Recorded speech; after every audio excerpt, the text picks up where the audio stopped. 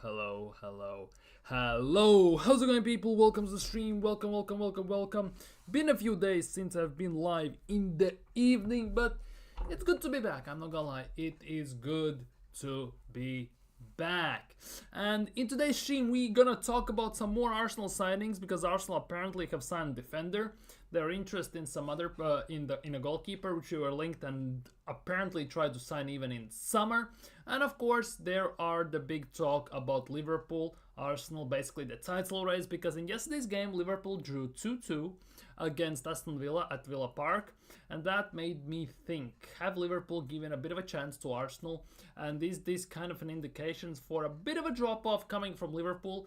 And if that is the case, will Arsenal, and can Arsenal actually take a chance? Can they take the chance and use them in their favor in that regard?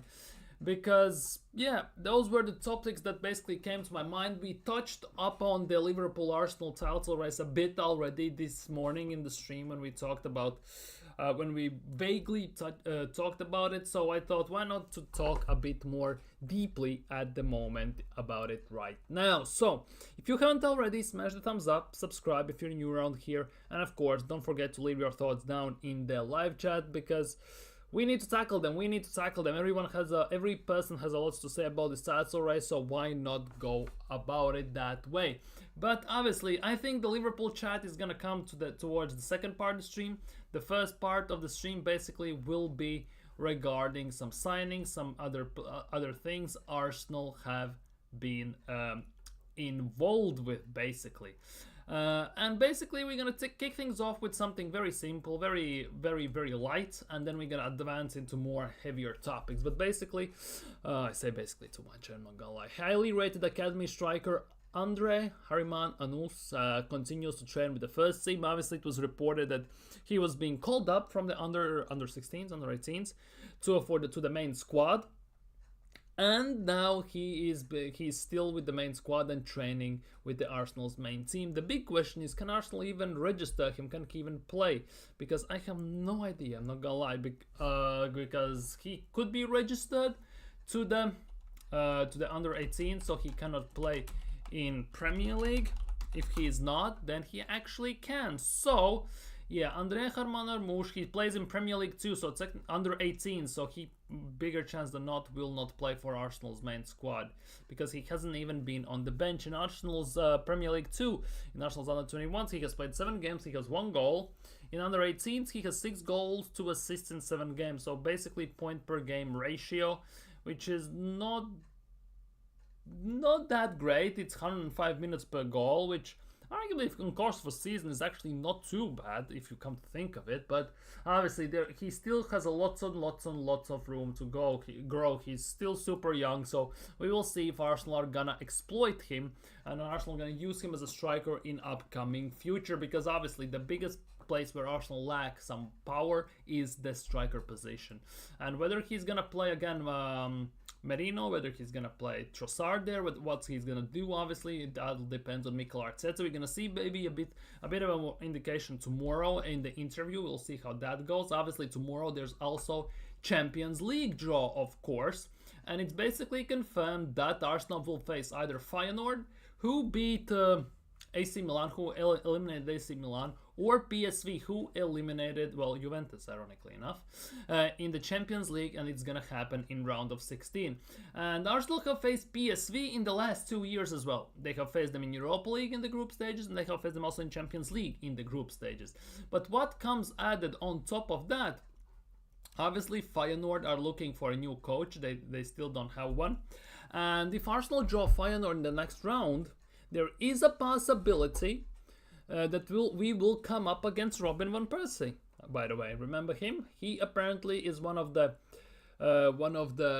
basically main candidates, if not the main candidate, for Feyenoord's managerial role. So that will be very interesting to see how that develops, because it would be Arsenal versus Robin van Persie. Definitely there would be massive background story behind that. Let's be real, especially given the fact that he left Arsenal to play for Man United and everything, and instantly won a Premier League. So that would be very interesting. People say revenge will be sweet, but from one angle, I understand this. On the other hand, to be honest, Arsenal basically screwed him over. It was similar like with Cesc Fabregas, because there were numerous reports coming out that that Cesc, even Van Persie, have went to Wenger, went to board and said, "Well, what we gonna do to improve the team?" And they said pretty much nothing. And at the end of the day, the ambition didn't match the plans. The expectations from Van Persie didn't match his vision and everything at the time, and he basically decided to leave. Unfortunately, he went to our fiercest rivals. So that could be some revenge story basically up and in the making, of course. But talking about signings, Arsenal have signed a player. Arsenal have signed a player, and it is again another defender. Apparently, according to The Athletic, Arsenal have agreed a deal to sign St. Johnstone's defender, Callan Hamil. No idea who he is, not gonna lie. 15 years old, worth a 6-figure package plus add-ons. Hamil, who had turned down both Celtic and Rangers, so he turned down the two main teams in Scotland to come to play for Arsenal, is a very interesting turn of events, and is set to officially join the club on July 1st. Apparently, it's gonna be about 100 grand, basically the minimal 6-figure number, and it's gonna be some add-ons. If you are watching Scottish League or you are a fan of St. Johnstone or someone like that, please give me something about this player, because I haven't watched him play. I don't know who he is, I don't know how he is. Obviously he's gonna be signed to under 16s or under 18s, but ultimately Arsenal have signed a player. Sadly, it's not the one for the main squad, as always. It was the same thing as in summer. There were links and reports that Arsenal have signed players, but predominantly it was mainly about goalkeepers like Setford, like Nygaard,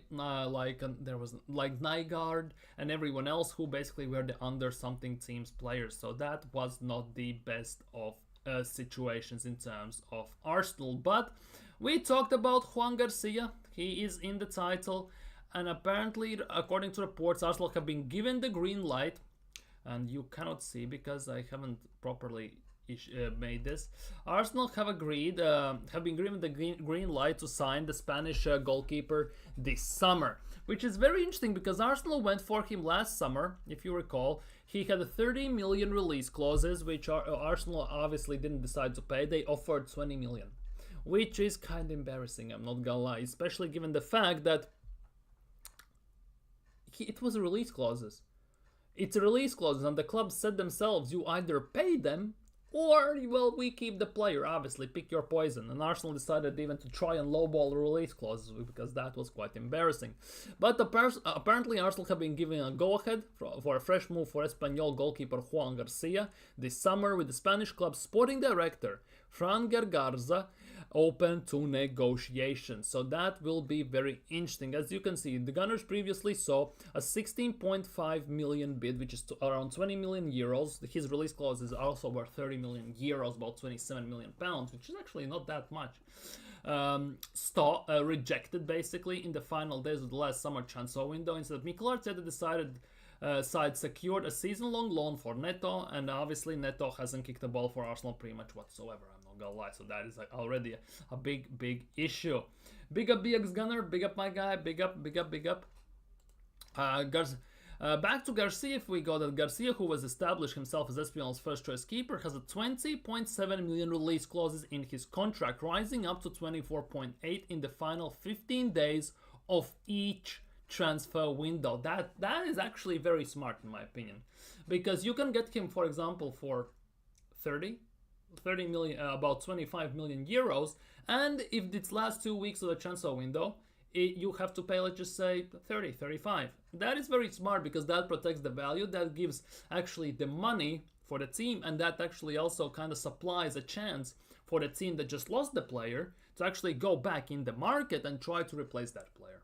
So that is actually very smart. But however, Gargarza has confirmed that Arsenal will not be required to meet the full clauses to secure his signature, which is very weird to me, I'm not gonna lie, because it's been said that his release clauses are 20.7 million, which is, for Arsenal, that is pocket change. Let's just say it as it is. And even if Gargarza has confirmed that Arsenal will not be required to meet the full clauses to secure his signature, Does that mean that Arsenal can get him for a cut price deal? Like when you do the haggling and everything, it's like a special price for you, my friend. And they're gonna give him us for 17 million or something like that. If that is the case, I'm all happy for it. I'm not gonna lie, I'm very, very happy for it. If it's not the case and Arsenal again decide to basically screw it all up as they tend to do, I wouldn't be too happy. Because it's not a big secret that Arsenal need a backup goalkeeper. We have at the moment Neto on loan, of course. He has played one game against Girona away in Champions League. Besides that, Raya has played pretty much every single game. And there is no indication that Raya will be replaced whatsoever also till the end of the season. Unless something major happens, something unfortunate like an injury or something else, Neto is not going to play. He's going to sit on the bench, collect his paycheck, and just move on at the end of the day. So, yeah, it's very interesting. Also, the question is what's going to happen with Karl Hein, because Arsenal have him on loan also in Spain in La Liga to Real Valladolid. He's their first choice keeper because that was included in the contract apparently. And Arsenal going to try and sell him or do what? I have no idea as of yet as well. And the big question is, where does that leave Tommy Setford, Nygaard, and all these other players, Rojas, and the other goalkeepers we have? Because we have about 5 youth goalkeepers in Arsenal's Premier League 2 side in under 21s. And Joan Garcia is also, he's not the oldest. He's actually, you could say he's quite young. So that kind of makes the big question. Where does he fit into the plans? Because Joan Garcia, if I'm not mistaken, is 22, 23. Yeah, he's 23 years old. In May this year, he's going to be 24. So that basically leaves the big question, what's going to happen with him? That again, for me personally, raises more questions than gives answers. So I hate that Arsenal does this. They basically do things and do businesses which at the end of the day gives about 2-3 answers to your questions, but at the same time from those 2-3 answers it raises more about 8-9 more questions. So how Arsenal will operate with this, what they're gonna do, is still up in the air. It's a bit of a mystery personally, if you would ask me. Should we go from Endrick from Real on loan? I don't think so. I don't think so, because if Arsenal do what is required in summer transfer window, which is sign a fucking striker for a change, sorry for swearing and excuse my French, then I don't think we will do anything else. We will sign one striker and Havertz is going to be the backup, or they will rotate. If Arteta still can play Trossard there, if he signs the extension, everything, I don't think we will sign anyone else. So for me personally, the way I see it, I don't think it's going to happen. I don't think it is going to happen. And Real Madrid also, I don't think they're going to let him go. They won't let him go. Kind of get the feeling that Real Madrid also are not too interested in letting some of their players go in that regard. Some random news, not regarding Arsenal per se, but still it kind of concerns Arsenal because it is about the Arsenal-Manchester United game. Apparently Manchester United fans are, according to rumors and reports, are ready to protest for Arsenal's trip to Old Trafford on March 9th. The big thing about this is, not sure how that will work out for them, because I kind of don't see it happening that the stadium is gonna be completely empty, but it could be quite a bit empty. But apparently the fans plan to empty the stadium to hit back at the Glazer family for the running of the club, which I totally can sit here and applaud the Manchester United fans. Because whether you like it or not, to some extent Arsenal fans should be doing the same things, especially regarding the Cronkies.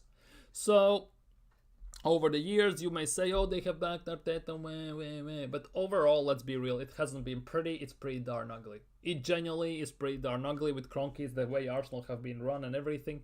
So, I would think that Arsenal fans could do something similar, but they don't. They won't and they don't. And I think the Arsenal have been restructured by Cronkies and KSC so massively these days that they are more of a franchise and a business than actually a football club, that to some extent you get more tourists and more one-time come see type of fans instead of actual fans who have been basically full life fans who go to every single game. I've seen and read that many fans who go to the games for about 40-50 years even just basically hand in their season tickets, they take them out from the games, they don't even go anymore. And you would think that that would hit the Kroenke's pocket, but it won't. Because after the, let's just say 20, 30, 40,000 memberships you can get, you would think that is it. It's not. You would think that it's gonna hit Kroenke's pocket. It's not, because there is still genuinely miles long line for these season tickets. There are still, let's just say 30,000 people go. There are still about 100 to 150,000 people standing in the queue to get the season tickets. So I don't think that will be any way, shape or form possible. But it will be interesting to see if this comes to fruition when Arsenal play Manchester United at Old Trafford. When does Arsenal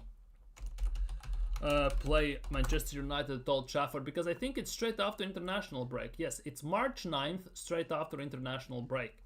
So it will be very interesting to see how far does this go and how much it materializes in real life, these rumors and these reports. That generally will be the big question, that will be the big story, and that could be a big weight in terms of Arsenal, in terms of fans, and in terms of football in general. I just put it that way.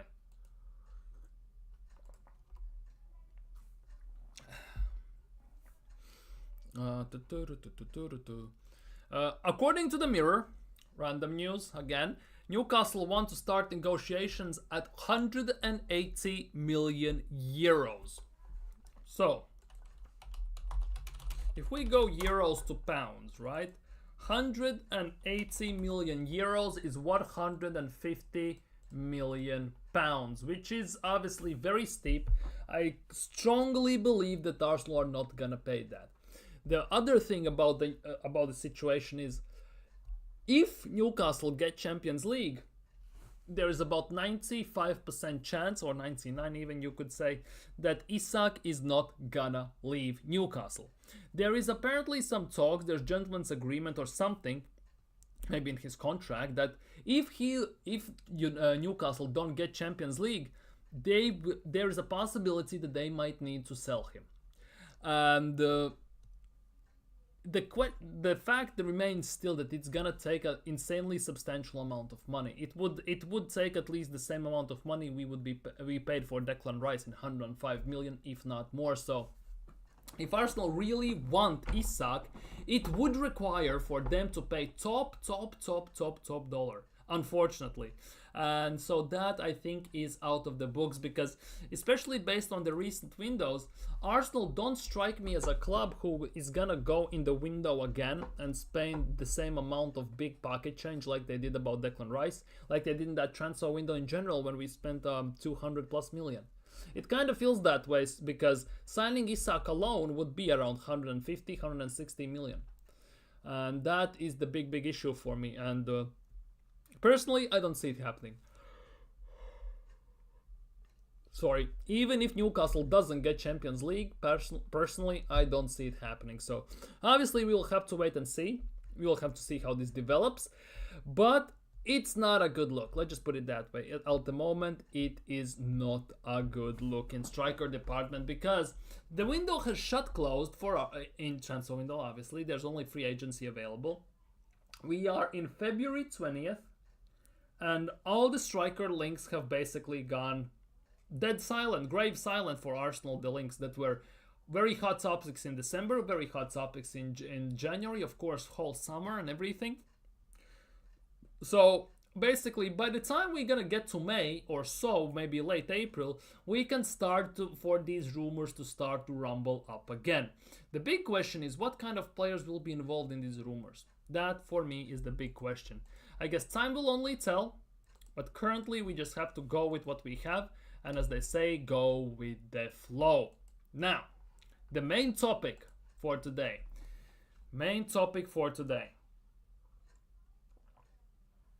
Have Liverpool given Arsenal a chance to get back in that title race?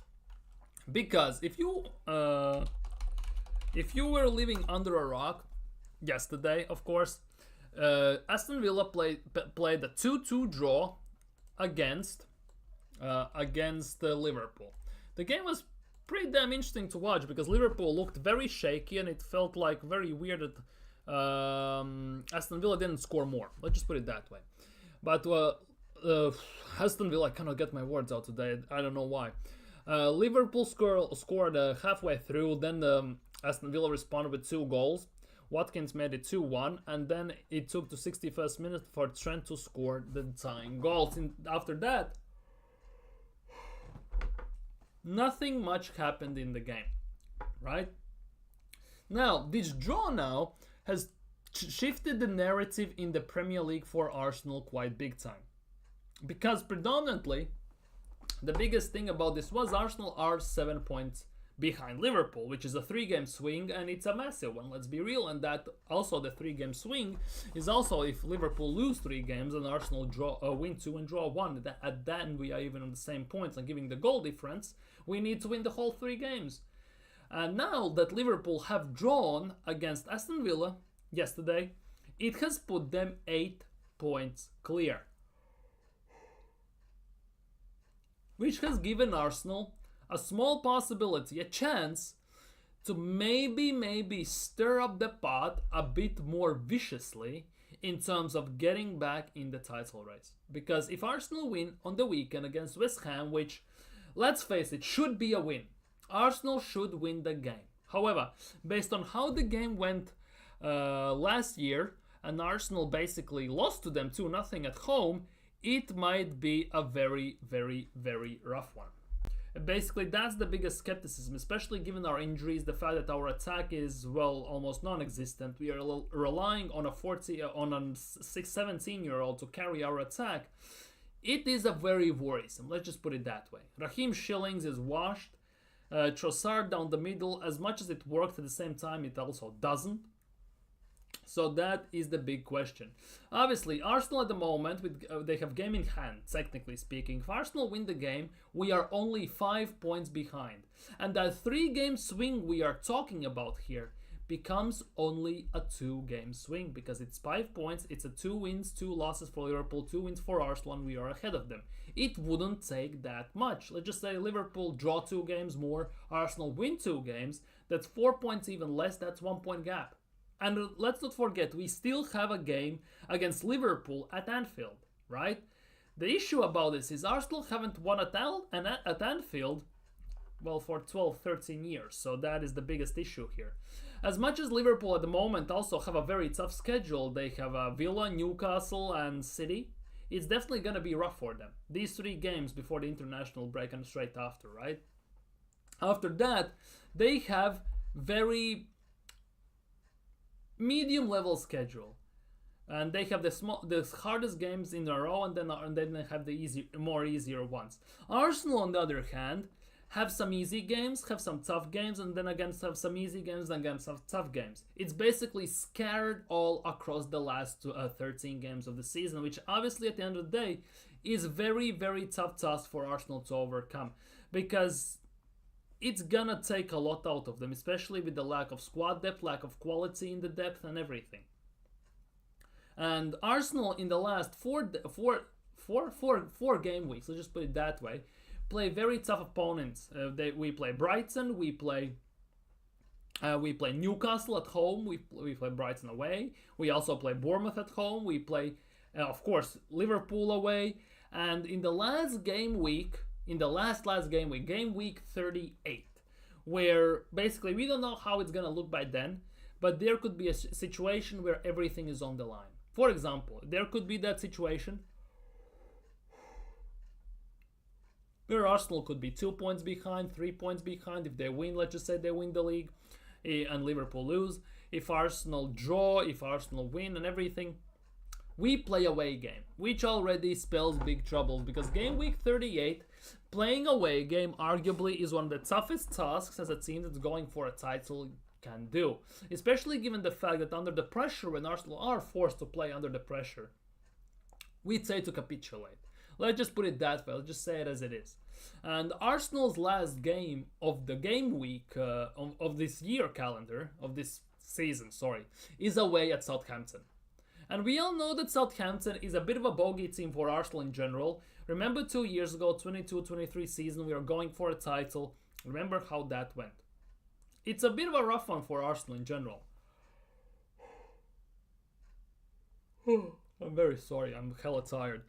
It's a tough game in general. Before that game week, before we play against Newcastle at home, again, it's a very rough game, which I don't know what to expect because we have played Newcastle 3 times this season, 2 times at St James Park, 1 time at Emirates. All of the games we have lost, we have conceded 5 combined goals, and we haven't scored any, and that is a big issue for me. Because the last game week, you never know, the penultimate game week when we play Newcastle. If you look at Newcastle right now, they're sitting only a win away from being in Champions League spot. Which ultimately means if Newcastle, let's just say, need 1 point to be in Champions League, they will play like hell.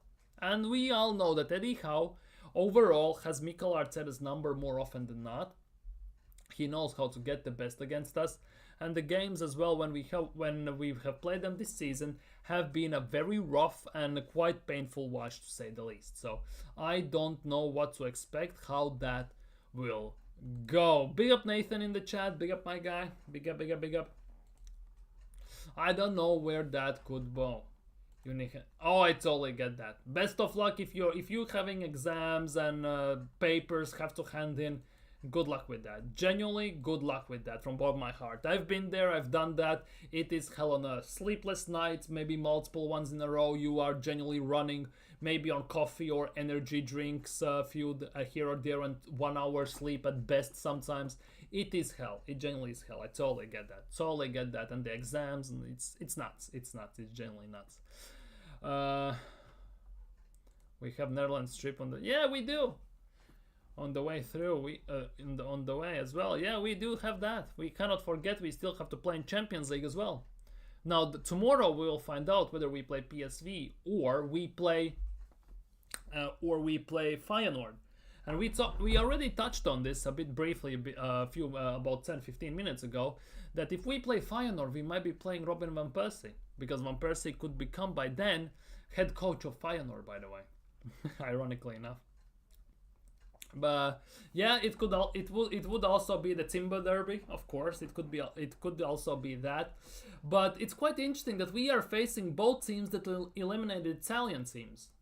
Feyenoord eliminated AC Milan, and PSV eliminated Juventus. So it's gonna be very rough and very tough. And basically, where we get put into tomorrow, where we're gonna play. Basically, what's its face?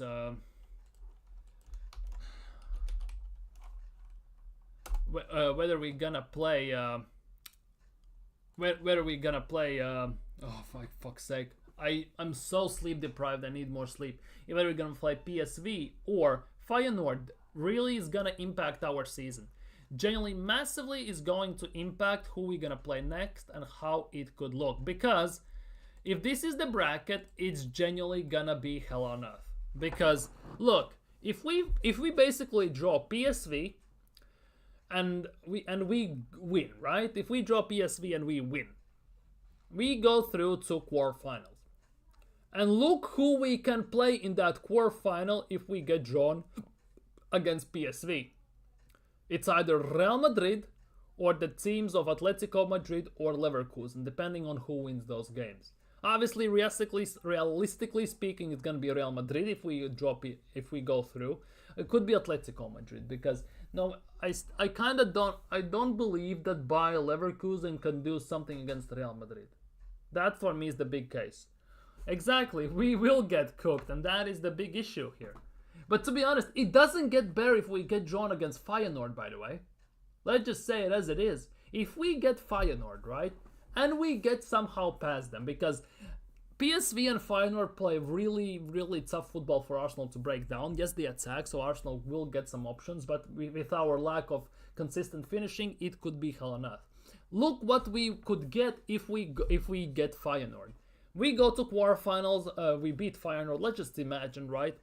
And now we could face again either Atletico Madrid or Bayer Leverkusen, or our best friends in Champions League in Bayern Munich. Remember that? Remember last year? Remember years before, 10-2 and everything? Remember last year when we subbed on Eddie Nketiah to save our game against Bayern Munich away at Allianz Arena? Remember those days? That was the worst Bayern Munich team in the last decade, last 15 years. And according to Top Gunners, this was the best Arsenal team in the last decade, 15 years. So basically, even the allegedly our best team in the last 15 years cannot be the worst Bayern Munich team in the last 15 years. Isn't that something to talk about? And that is the big thing. For me personally, I would want to face Real Madrid or Atletico Madrid, one of the two teams, ultimately, because I'm sick and tired playing PSV. We have played PSV in Europa League 2 years ago, 2 times, and we played PSV last year in Champions League 2 times. I want something fresh, something new. So that means we play Feyenoord. If we go through, we could play Bayern Munich once again, and we have played Bayern Munich again way too many times for my liking. So ultimately that means we could play again Atletico Madrid or Bayer Leverkusen. For me, the biggest issue is, if I look at these teams, right? If I look at these teams we potentially could face in quarterfinals. Look, Real Madrid, Bayern Munich, Bayer Leverkusen, Atletico Madrid. There is not a single team I'm very excited to go up against. In terms of we can get past them. Let's just put it that way. Obviously, you can only play what's in front of you. If you beat them, you beat them. But ultimately, Atletico Madrid with Diego Simeone, I am genuinely scared shitless. To say the least, my pants are full of crap. Exactly, Nathan. I'm scared of Atleti. Exactly. Bayer Leverkusen is a dark horse in all of this. Let's be real. Especially if they draw against Bayern Munich. Let's just put it that way. Because they have drawn against them. They haven't won against them in this season. So it could be very interesting. And Real Madrid obviously would be the dream scenario just because I want us to play a Real Madrid. I want to play one of the royal teams of the Champions League. Because we play pretty much the same Bayern Munich every single time, what it feels like. And inevitably. So it is what it is, I guess, at the end of the day. Would rather play Bayern than either of the Madrids. That is true. That is 100% true. I much rather play I rather play Bayern than any of the Madrid teams. Because both of those Madrid teams, I would say 95% chance we're gonna get cooked. Maybe not at Emirates per se, but if we do this in their stadium, in Santiago Bernabeu or Wanda Metropolitano, we are cooked instantly. We gonna get cooked left, right, and center. However, our track record against Bayern Munich, right, is not the greatest either. So, Bayern Munich again, it's gonna be hell on earth. Pray for Bayern. Remember that hashtag last year. Pray for Bayern. Leverkusen is the dark horse for me. It would be nice to knock Kane out of Champions League. Yeah, it would be nice to knock Kane out of Champions League. But what does that even mean? Remember last year, Bayern Munich. Pray for Bayern and everything. Bayern Munich are nothing special. They haven't done anything. They were second in the league. Bayer Leverkusen blitzed them last year and everything. Nobody gave them a hope. And they got to semifinals, first of all. They basically almost relegated Real Madrid. Obviously, they didn't, let's be real. But they were this close to beating Real Madrid because Real Madrid in those games against Bayern Munich were very questionable, to say the least. So,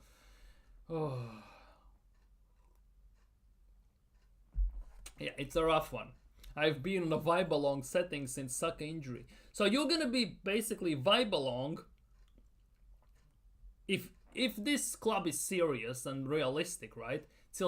Until next season, or if knowing this manager how he likes to play players injured or rush them back from injuries like he's done it before, you're basically gonna wait till Saka is forced back, and then you're gonna again be basically yelling, screaming, and throwing your toys at the pram and everything, because these reports that are coming out recently, especially in the last 2-3 days, that Arsenal expect for Saka and Martinelli, they hope that Saka and Martinelli are available for April 1st, April Fool's Day game after international break against Fulham, is kind of bizarre to me.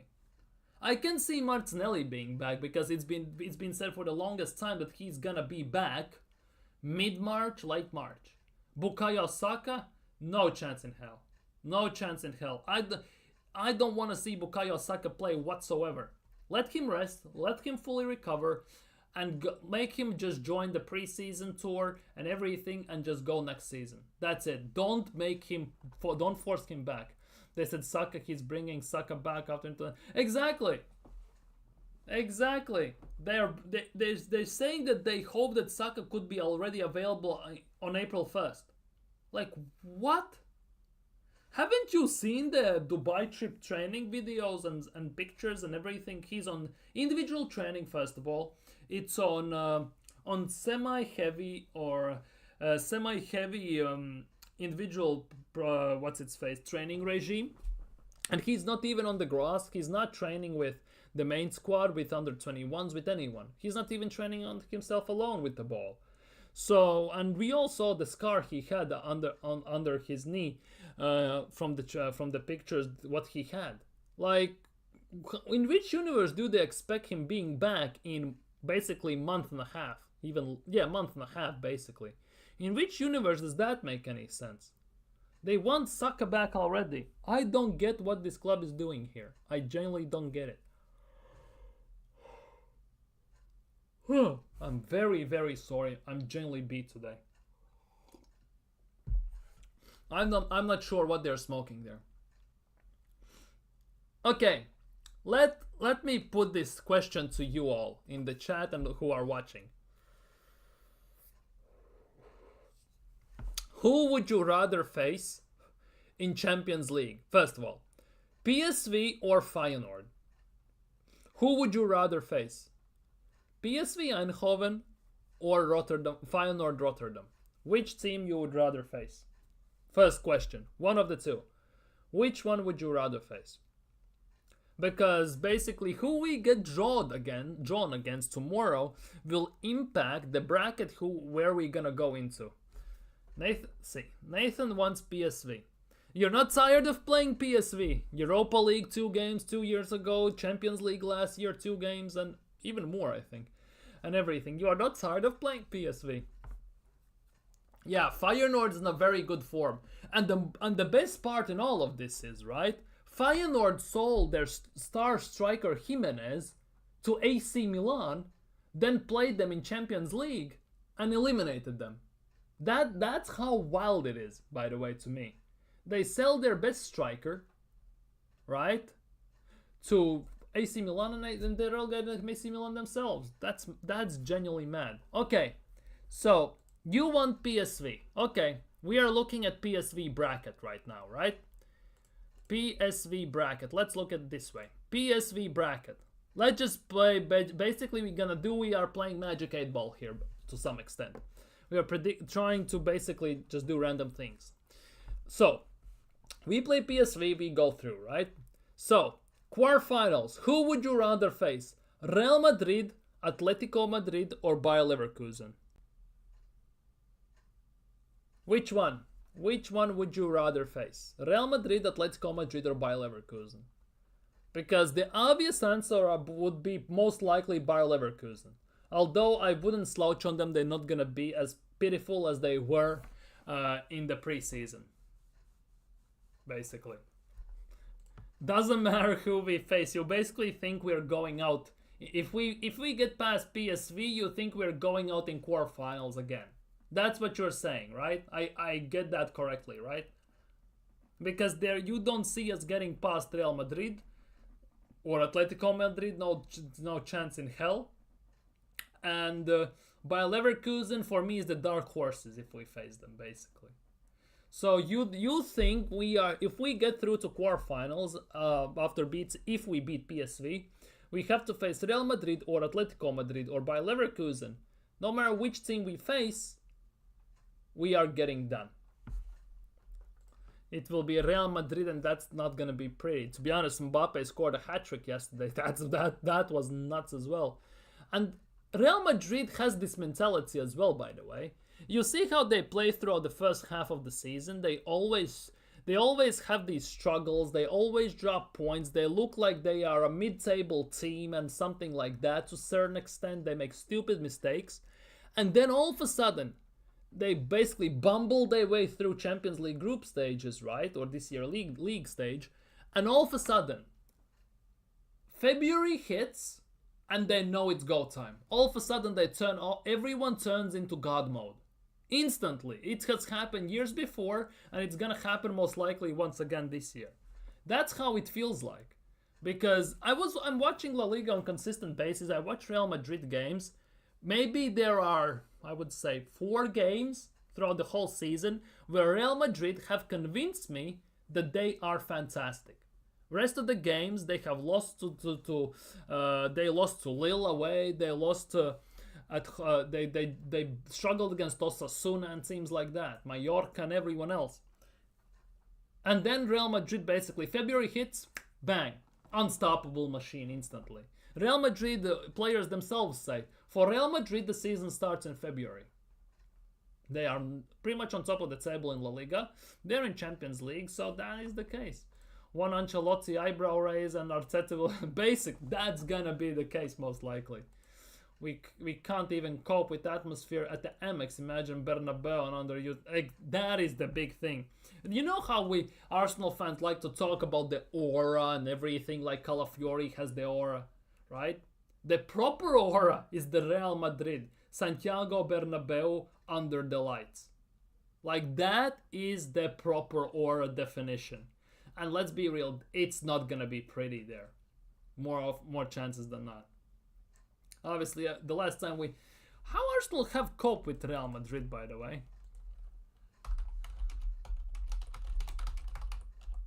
Of course, I remember the one time we faced that time we faced them. Yeah, it's the one time I remember. Arsenal have eliminated them in Champions League. It was, well, 2 decades ago. Remember those times? Arsenal beat them 1-0 away.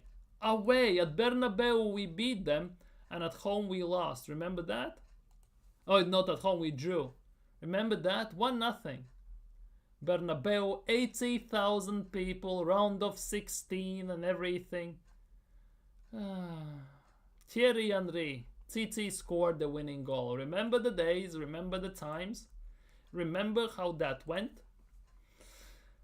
Valverde is my favorite player. Oh, I totally get that. Valverde is one of those players who is very multifunctional in the team. He plays well, depends. He plays midfield, he plays right back, he plays right wing at times. Depends how you need it. And the best part is he can play every single of those positions to very high standard. It's not like he excels maybe at one position and in the rest of them he's mediocre. He basically is in all those 3 positions. He is fantastic. That's the biggest thing.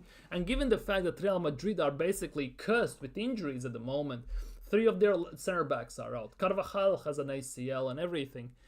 They play Tchouaméni as a center back. An 18-year-old Asensio is playing them as a center back, and he's basically playing like baby Ramos. He's actually phenomenal how he plays and everything. It's actually kind of nuts to see that's how he has stepped up. So, well, time will tell. Maybe if we play Real Madrid, it could be Saliba's audition for Real Madrid. Although, given the fact that since the Real Madrid talks started surrounding Saliba, he has shit his pants and his levels of performances have dropped, in my opinion. Imagine him playing at Bernabeu under the lights. Imagine that. That would be nuts. Okay. Second question. We basically talked about PSV, and if we go through, we could face one of these teams. Now let's imagine we get Feyenoord's bracket. We get basically drawn against Feyenoord tomorrow. We get, right?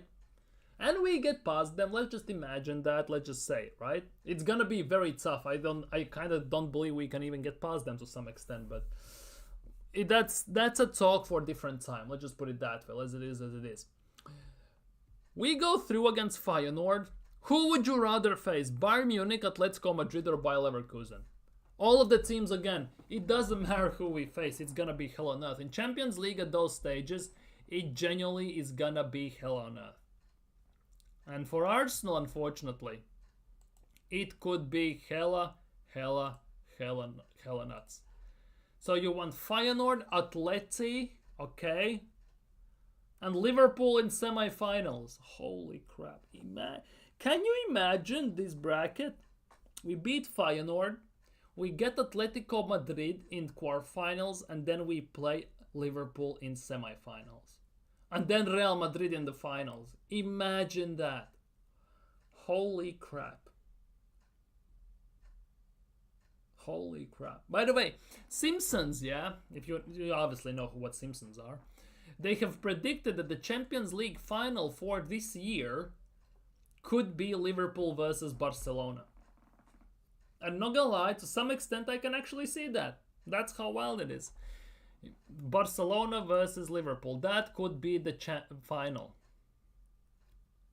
I'm not gonna lie, in this bracket, Paris Saint-Germain versus Brazil versus Barcelona, for the memories and everything, the 4-3 and stuff like that, that actually would be quite phenomenal to watch, I'm not gonna lie. That would be actually fan-freaking-tastic to watch. This bracket is very, very weird, because it's kind of very good teams at the same time. Whoever they come up against from these teams, more chances than not that they will have no chance. Maybe Aston Villa will have chances against Liverpool and Barcelona and PSG. Club Brugge definitely won't, and Lille as well won't. That's how wild it is. Obviously, these brackets, those are the death brackets in a way. And same goes here. Borussia Dortmund versus one of these teams is going to be nuts. And Benfica versus one of these teams is going to be nuts. Yeah, Villa played yesterday very, very good. They played fantastically well. I wish they would have won, but obviously it has handed Arsenal a golden chance if we win against West Ham on weekend to close the gap to 5 points, hence the title. Have Liverpool given Arsenal a hope, a chance to get back in the title race? Because it's still a 3-game swing, let's be real, but Liverpool have dropped points and Arsenal have a chance to capitalize on that. So that is the big question. Will Arsenal do it? Because it's inevitable that Liverpool are gonna drop points. Let's face it. Let's say it as it is. The biggest issue is, will Arsenal take advantage of that?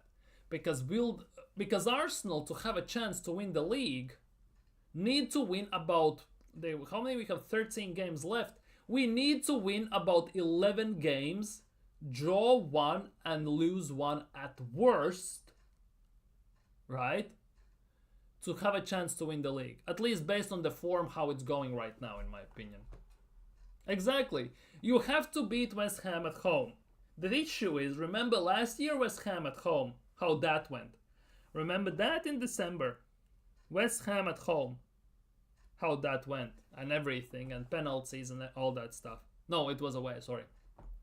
West Ham at home last year also. It was pain in the ass last year against against the West Ham. But West Ham by default should be a winnable game. In general. Arsenal have a very tough schedule overall if you think about it. Look at these games. Arsenal are about to face West Ham, obviously, on Saturday. Then we play Nottingham Forest on Wednesday before international break. Nottingham Forest away is gonna be, again, hell on earth. That basically could decide a lot to some extent. Because if we look at the league, Nottingham Forest are only 3 points behind us. Well, 6 points, sorry, 6 points behind us. If they beat us, right, it's only 3. It puts extra pressure on Arsenal as well to a certain extent from the back. Pause. So it is what it is. Man City are 9 points behind. I'm not sure they can close the gap, but it will be rough. It's gonna be rough. UCL games are between Forest and Man United.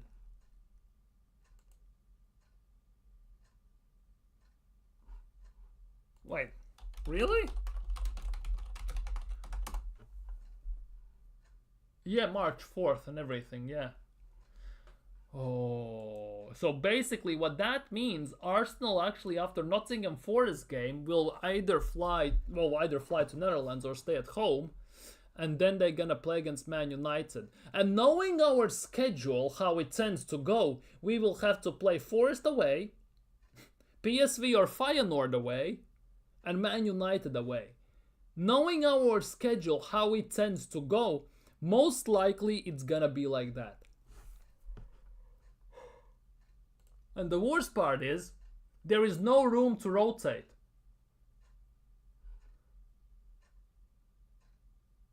See? Both PSV and Feyenoord have home game first, which already puts Arsenal in a bit of a disadvantage. Personally, I like having second leg at home in Champions League in these group stages. That's in elimination stage. That's something I really like, right? But overall, look at the schedule Arsenal are gonna come up against now. Obviously West Ham at home, right? Forest away, PSV or Feyenoord away, United away, Chelsea at home, and Fulham at home. Obviously, after Chelsea game, we go on an international break as well, which means half of our squad is gonna fly to their national teams for the qualifiers and everything. I've read today that Miles Lewis-Skelly most likely is gonna get called up by Tuchel, so that's gonna be hell on earth. We will have another player in the national team to worry about, because he might be another one of those that gets overplayed. That is a rough one. Obviously, Saka won't go. That is nice, but obviously Odegaard is gonna go to Norway. We'll have most of our squad is gonna go on international duty, won't they? Maybe not Martinelli. That is a given. If and everything, but overall, it's gonna be rough. It genuinely is going to be hella rough. I'm not gonna lie. But basically, what Liverpool have done with the draw against against Villa, they have given us a hope to some way.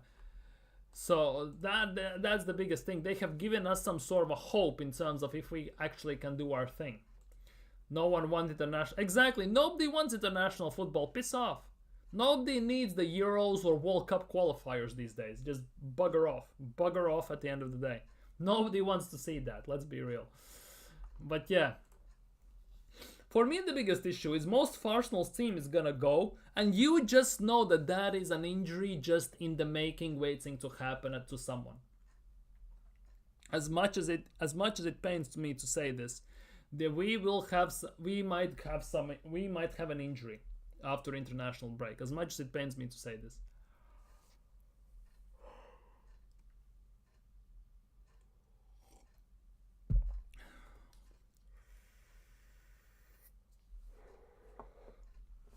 So time will tell, but the big thing about this is Liverpool have given Arsenal a chance to close the gap to 5 points, which is quite massive, I'm not gonna lie. It's 8 now, if we win the game it's only 5 points. It's gonna be hella massive if Arsenal actually do it.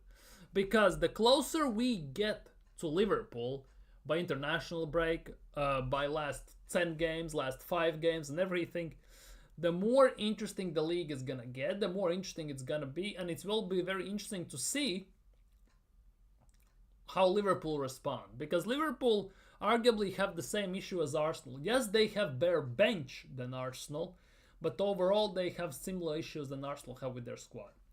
The thing is, one big thing that plays in Liverpool's favor, right? Obviously, it's the 8-point lead that currently is with after they have played one game more than us, right? It's the 8-point lead. But the real thing that really bothers me is the fact that Liverpool actually have serial winners in their team. Because they have players who have won Champions Leagues, Premier Leagues, Cups. They have your Van Dijks, they have Alisson, they have Salah, they have more players like, of course, Gomez, Tsimikas, players like Robertson, Trent. They have players like that. Of course, and those players predominantly play at the core of the team. They are the main guys. That's what matters in this instance. And let's not forget, Arne Slot as well as a manager has won trophies, which basically puts Liverpool in a massive, massive, massive advantage in that regard. No winners in midfield. Really? Wait.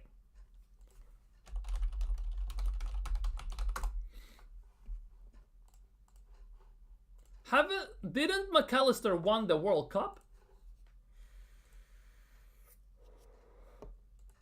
That UCL midfield got sold. Didn't McAllister won the Gold Cup? I'm just thinking, maybe not with Liverpool. Gravenberch's trophies. German champion. German Super Cup winner. English League Cup winner. Dutch champion 3 times. And Dutch Cup winner 2 times. He has won it with Bayern Munich. He won the English League Cup in 2024 with Liverpool, by the way. 3 times he won the Dutch champion. Was the Dutch champion with Amsterdam Ajax. 2 times the Dutch Cup winner. Dude, Gravenberch has won a hell of amount. I'm not gonna lie. Yes, he hasn't done it at Liverpool, but he has won a hell of a lot. Who is the next one? Okay, I assume Endo has generally won nothing. Oh, wow. Endo also has trophies by his name. Oh, yeah, last year, of course, he won the League Cup with Liverpool and then with Japanese teams on random occasions about 10 years ago. McAllister also should have massive trophies. Dude, that World Cup trophy by his name looks nuts. He won the World Cup, Copa America. Of course, he won the English League Cup. Argentinian champion, CONMEBOL. They have winners in their team. That is the big thing. Obviously, Arsenal have as well, but not to the same extent. Obviously, Szoboszlai. That is the big one. What the hell is that? Some PFA awards or what? Hungary Footballer of the Year. Austrian champion 4 times. Liverpool. Leipzig 2 times. German Cup winner. I get it that they haven't won anything with Liverpool, but well, Mac won World Cup, but not with Liverpool. Well, with Liverpool, they have won the cup last year. Like the Carabao Cup. That midfield, yeah. Of course, that midfield got sold because, let's be real, they were aging. They should have basically... Liverpool did what Arsenal did, to some extent. The Arsenal were winning They didn't build on stuff. They did the same thing, I think. City also has done it. To some extent. Because they need now a bigger rebuild than ever. They need to sign about 4 or 5 more players. Basically, what Liverpool should have done when they won the Champions League... and Premier League when they blitzed Man City, was to invest in the team for long-term future, because it was just a matter of time until Fabinho falls off, until Thiago Alcantara gets sold, until all these players go and they need replacements. And they basically had a makeshift type of players that were maybe not the best, but they have made them better than they were, and they basically are those players. That's the thing. They don't have Champions League, Premier League winning players, let's be real, but they have players who have won stuff. That is the big thing. This is the same midfield last season, game week 29. Yeah, that is the big thing. That is the big thing. Game week 29, they were on top. They were in the title race last year. And ultimately, they didn't win it because they basically fell off. Now, if I look at this 23-24 season, right? Last year, what Liverpool's squad? Obviously, they had Alisson, Kelleher.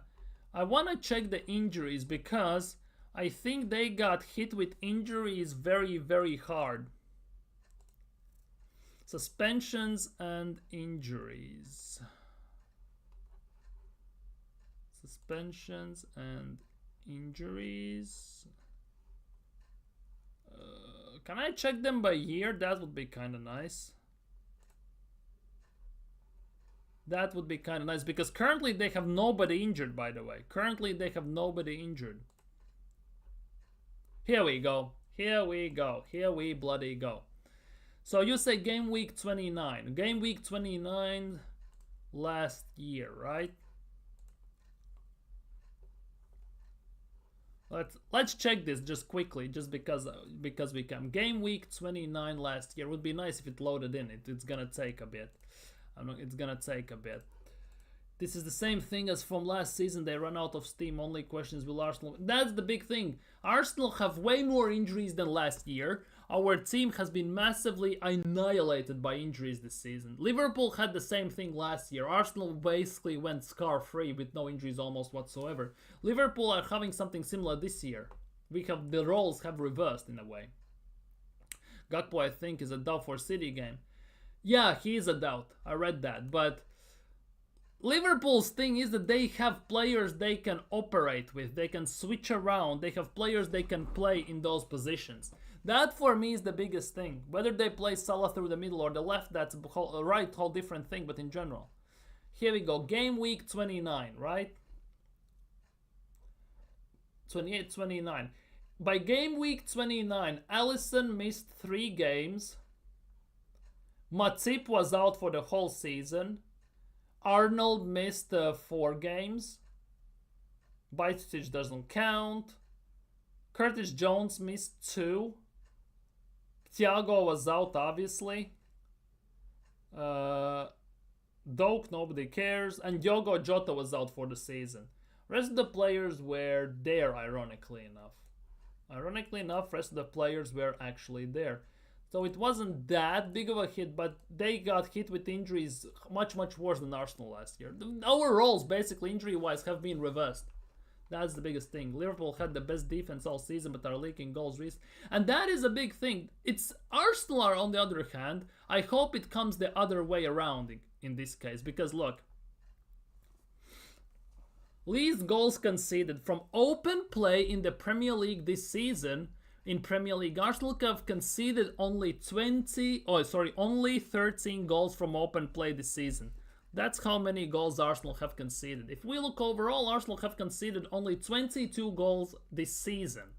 So 9 of those goals Arsenal have conceded, so it's a bit less than half, I'm not gonna lie. But have conceded from set pieces. This is from open play, by the way. This is from open play. From open play. Arsenal have 13, Liverpool, Bournemouth have 19, United have 20, so United concede lots of set-piece situations, which obviously is the case. They conceded 2 against Arsenal, that's why they lost the game. Because from open play, when we won against them 2-0 at Emirates, we did nothing. Our XG from open play was 0.63, something like that. Our overall game XG was almost 2, 1.96 if I'm not mistaken, and that's because we got 1.35 XG solely from corners. We absolutely annihilated them in that regard, and that's the reason why we won. Yeah, Bournemouth is a big wow. Imagine Bournemouth bought better players. To be honest, Bournemouth have very good players. They don't even need better, they have very good. They don't have the money to invest to such high caliber players. The biggest issue with Bournemouth is their core players they have right now are being basically scouted and recruited by other teams. Huijsen, for example, is being courted by about 5 teams. Premier League, that includes Liverpool, includes City, includes Arsenal, and teams like that. It's also outside of Premier League. Some of their best players, Semenyo, is also in links with Arsenal, with Liverpool, with some other teams. Same goes for Kluivert. It looks like he might be on the move, potentially. It's a highly, strictly random rumor, but it actually could happen as well. So the biggest issue with these smaller teams that do great for 1 season or 1.5 seasons, they don't have the financial ability to keep their players. That is their biggest issue. And that is basically what's going to haunt them for the longest time, unless they have a wild season like Leicester did and they don't win the league instantly in that season. Bigger chances than not, they're going to lose the players next season. Because we saw what happened to Leicester. They lost Mahrez, they lost Kante and other players instantly after the winning the league, pretty much. That's what it looked like. And that is the biggest issue. That is the biggest issue. And that, yeah, unless they get the 5th Champions League spot. Premier League pretty much is guaranteed that they will have 5 teams next year in Champions League. Pretty much a guarantee, right? So that is the big thing. Who is gonna get there? I think it's like a 99.5% chance that the Premier League is gonna get the 5th spot in Champions League. Which also means that if, for example, Premier League side wins Europa League, which I don't see that it's gonna happen, but I'm just saying that there's gonna be more teams, like 6 teams from Premier League in Champions League next year. That is actually kind of nuts. I'm not gonna lie, but Forest as well are there, and Murillo has been courted as well, about 5-6 teams. So they actually might lose quite a bit of players, these smaller teams. By the way, Europa League and Conference League, I just wanted to check this. Roma beat Porto and they're going through. Bodo Glimt won on penalties against Twente on extra time 5-2. That's actually kind of nuts. Bucharest Steaua eliminated PAOK from Athens. Galatasaray lost to Alkmaar over 2 legs. 3-6 on aggregate. They lost at Netherlands 4-1. 4-1. Holy crap. Ajax are losing to Royal Union. Hey, this is nuts. Klaassen got a red card for handling the ball in 25th minute. Ajax won 2-0 in Belgium. They won 2-0 in Belgium in this game. 2-0 in Belgium, right? 2-0 in Belgium. And they are now 2-0 down with 10 men. It looks like Ajax actually might be going out of champions from Europa League at this pace. Anderlecht Fenerbahce won. Fenerbahce won 3-0 at their ground. So that's pretty much safe bet for them. Ironically enough, the goal that Fenerbahce scored, right, has been scored by En-Nesyri. Remember him? By this guy. He was linked with Arsenal and still is linked with Arsenal today. He has been linked. Arsenal apparently are very interested in En-Nesyri. Would be very interesting to see. Victoria Pilsen 3-0 against Ferencvaros. Interesting. It was 1-0 in Hungary. Now it's 3-0 in Czech Republic. Real Sociedad 3-2 ahead against Midtjylland in Spain. The first leg was 1-2 by Sociedad away, so on overall it's 5-3, so that's kind of a nice advantage. In Conference League, Betis lost to Ghent 1-0. Holy crap. Who got the red card? Victor Roque. Roque got the red card. Interesting. Anthony played as well 58 minutes, ironically enough. Anthony is actually balling at Real Betis, by the way. Copenhagen eliminated Heidenheim 4-3 on aggregate after extra time. Not even gonna try and pronounce that. It's Ljubljana and Borak Banja Luka somehow went through. Omonia, Paphos, Apoel, Jagiellonia against TSC, Panathinaikos, Vikingur, man. Vikingur. Holy crap. Reykjavik. That's Icelandic team is doing that, by the way. And Shamrock Rovers versus Molde. Nobody cares. No gonna lie. Anyways, nothing special to report besides the fact that the Ajax are bottling a Europa League, by the way, at the moment. Quite heavily as well. They were 2-0 up. But they got a red card now, 2-0 down at home. But yeah, Arsenal have a golden chance. Arsenal genuinely at the moment have a golden chance to decrease the gap to 5 points, and we actually gonna go from there at the end of the day. Rashford looks bare, but still not tracking back. There's what that's where Trent. Yeah, Rashford he's not gonna track back as much. He's gonna do it a bit more under Emery, but he's not gonna track back as much. And still. However, Emery has this talent to make attackers look phenomenal. Genuinely. He has talent to look strikers look phenomenal. Look at Aubameyang and Lacazette. They were balling under him. Gerard Moreno and all these guys at Carlos Bacca and everyone at Villarreal. They were balling under him. Same goes for Sevilla and the City and all these guys. They were balling under Emery. Now, it's the fact that Emery knows how to get the best out of strikers, Duran, Watkins, and everyone else.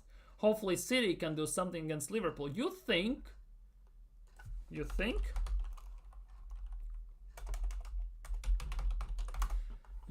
that you hope that City does something against Liverpool on Sunday. The game is at City ground, right?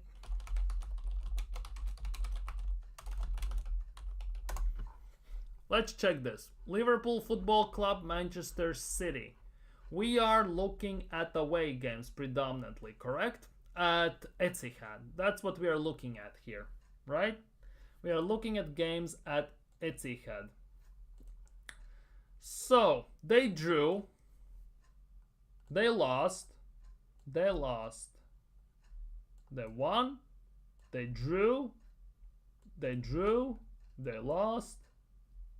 They lost. Yeah, it's a very hit and miss. Yeah, the hope is the draw. You know what's the worst part in this? The draw is the perfect result in terms for Arsenal. Because if City win, it could give them the momentum and confidence they need because they have recruited properly. It looks like they're slowly, maybe could be getting back and securing top 4. They're only 9 points behind us. With 13 games to go, 9 points feels like nothing and feels like everything. That is the biggest issue here. Rashford set pieces make Villa dangerous. Yes, they do. Villa needed a set piece specialist. Although they have Tielemans, I wonder why. I think Tielemans lost it a bit or what? Why they are not using Tielemans as much? It's a bit of a weird one, but overall, hey, I guess it is what it is. But yeah, I think on that note for today, I'm gonna calling it quits because I'm totally and utterly done and dusted. Yeah, Gonzalez, that number 6 is phenomenal. From Porto, he is fantastic. And that is a big, big issue. Because if they have Rodri and Gonzalez, woof. Big up everyone, big up Nathan, big up BX Gunner, big up everyone who dropped by. If you haven't already, smash the like button, subscribe, leave your thoughts down in comments below. Take care, stay safe, see you all tomorrow. But for today, I am beat, I am done, I am drained, I am out. I'm gonna hit the bed and see you tomorrow. Peace.